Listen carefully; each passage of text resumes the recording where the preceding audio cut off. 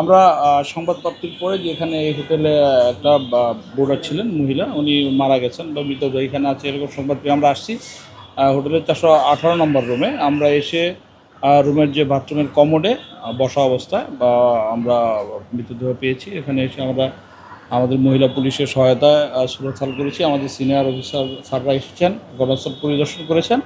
আমরা মৃতদেহ ময়নাতদন্তের জন্য মর্গে পাঠাচ্ছি। ময়নাতদন্ত শেষে বিস্তারিত আপনাদেরকে জানাচ্ছি। আলামত কি পেয়েছেন? আলামত আমরা রুমে প্রাথমিকভাবে কিছু ওষুধের পেয়েছি, খালি প্যাকেট পেয়েছি, যেগুলো থেকে ওষুধ অলরেডি করা হয়েছে, সেগুলো আমরা জব্দ করেছি। ঘুমের ওষুধ জাতীয় আছে, প্যারাসিটামল জাতীয় আছে, প্রাথমিকভাবে আমাদের এটাই মনে হচ্ছে।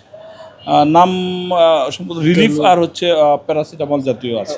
ওনার সাথে কোনো মোবাইল না, এখনো পর্যন্ত আমরা কিছু পাইনি। এখনো আমরা করতেছি, আর ওনাদের ফ্যামিলিকে আমরা সংবাদ দিয়েছি, ওনারা আসতেছে। যেমনটি আপনারা বলছিলেন যে ওনার একটা টিকিট আমরা এনআইডি নাম্বারটা পেয়েছিলাম, সেটা আমরা আমাদের যে আছে আমরা আমাদের সার্ভার থেকে সেটা নিয়েছি। ওখান থেকে আমরা ওনার যে তথ্য পেয়েছি সেখান থেকে আমরা তাদের ফ্যামিলির সাথে যোগাযোগ করেছি।